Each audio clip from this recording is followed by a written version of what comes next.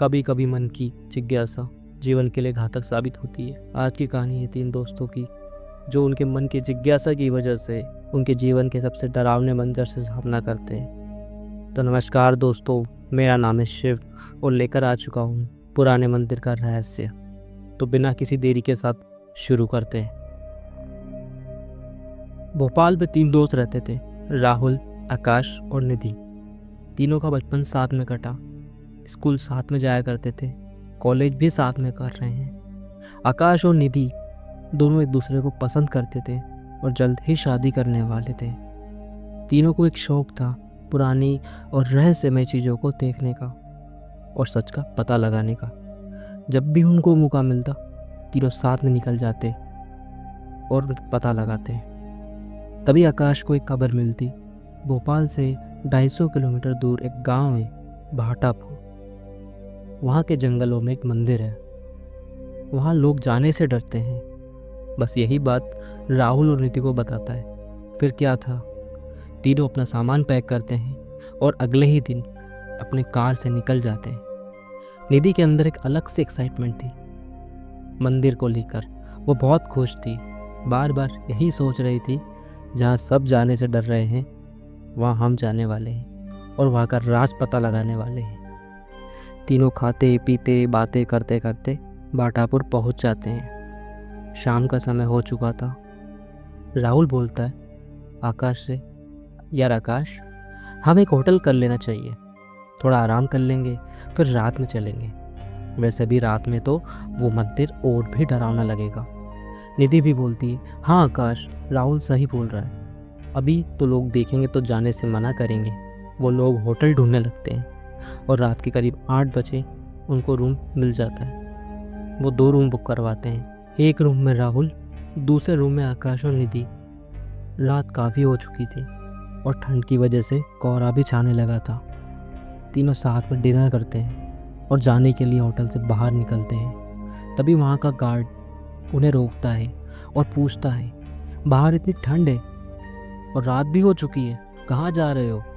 तभी राहुल बोलता है, हम वही पुराने मंदिर जा रहे हैं, हमें देखना है आखिर क्यों वहाँ लोग जाने से डरते हैं। बल्कि वो तो मंदिर है, भगवान वास करते हैं, फिर भी लोग डर रहे हैं।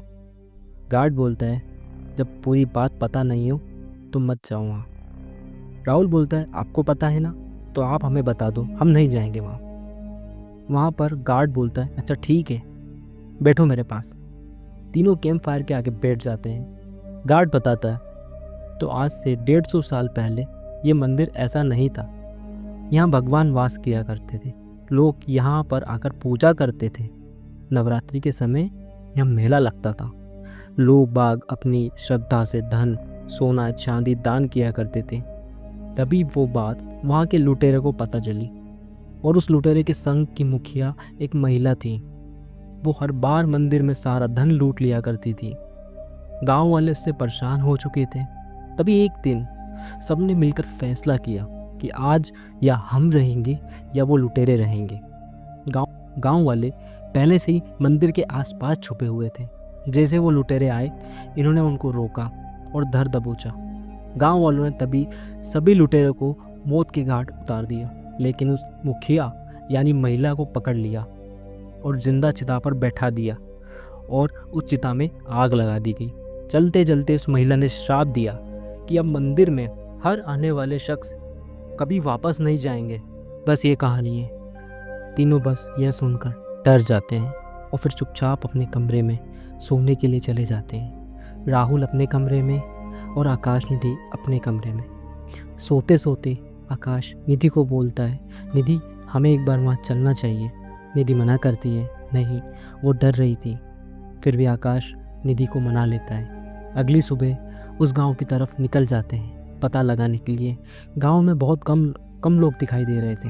राहुल किसी से वो मंदिर के बारे में पूछता, सब उसको चिल्ला कर भगा देते। आकाश बोलता है, ऐसे तो हम वहाँ नहीं पहुँच पाएंगे।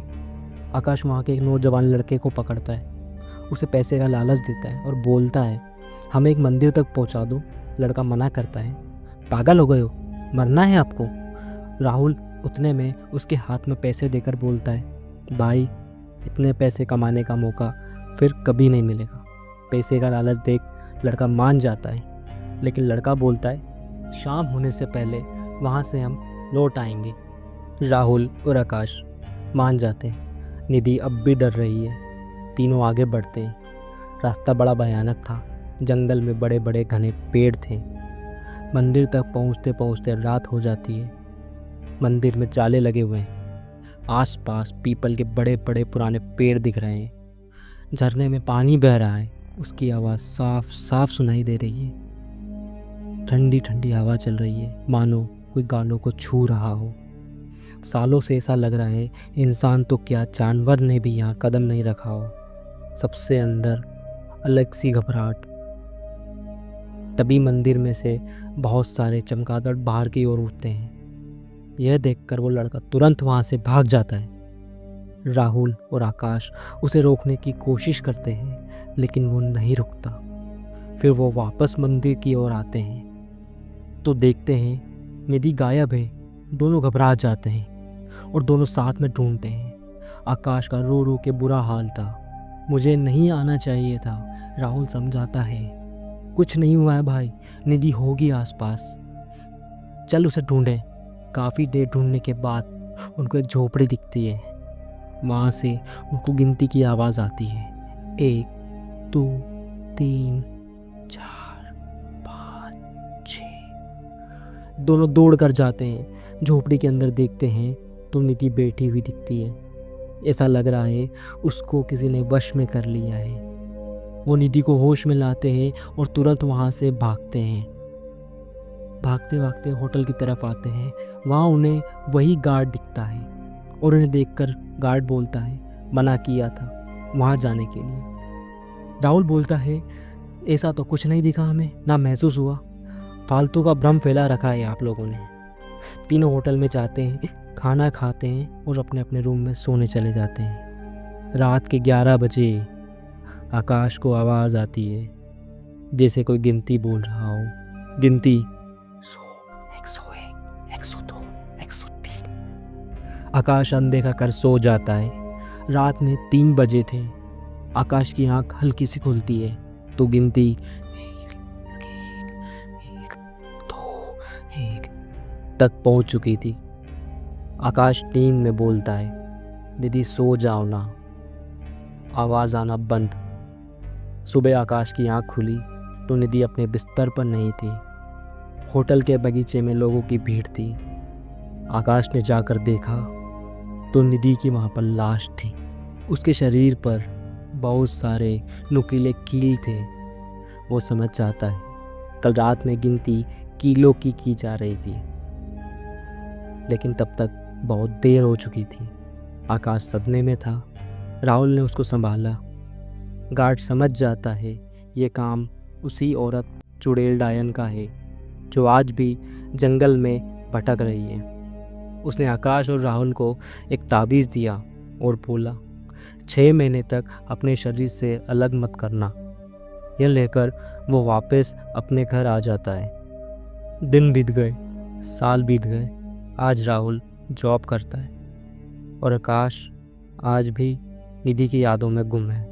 और दोनों ने ऐसी जगह जाने का शौक़ उसी दिन से छोड़ दिया। राहुल ने अपने एक अच्छा दोस्त खोया और आकाश ने अपनी खुशी, अपना प्यार। आशा करता हूँ आपको मेरी कहानी पसंद आई होगी। धन्यवाद।